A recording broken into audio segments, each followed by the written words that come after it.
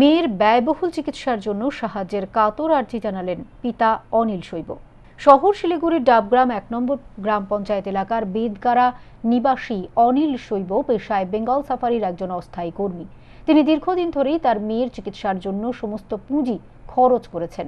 শেষে দক্ষিণ ভারতে চিকিৎসা করাতে গেলে জানতে পারেন মেয়ের হার্টে ফুটো রয়েছে, যার চিকিৎসার খরচ অত্যন্ত ব্যয়বহুল, প্রায় ২০ লক্ষ টাকা। তবে এই টাকা জোগাড় করে চিকিৎসা করা অনিল বাবুর পক্ষে প্রায় অসম্ভব হয়ে দাঁড়িয়েছে।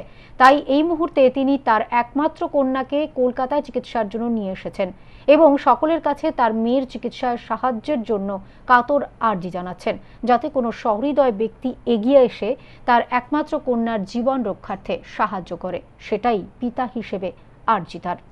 मेरा लड़की का नाम किरण शैबो है। तो मेरा लड़की थोड़ा बीमार है, हार्ट का प्रॉब्लम है। मेरा पास तो जितना भी था सब खर्च हो गया।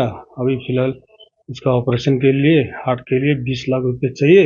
इसीलिए मैं चाहता हूँ सब मेरे को हेल्प करें।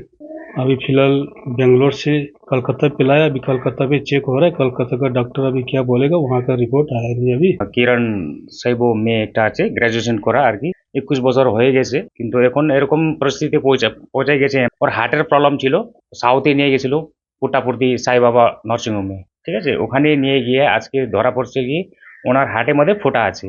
তো হার্টে ফোঁটা আছে, তো ওখান থেকে বলে দিয়েছে অপারেশন করতে। তো সেটার মধ্যে আর কি 20 লাখ টাকার ডিমান্ড ডক্টরের, ঠিক আছে।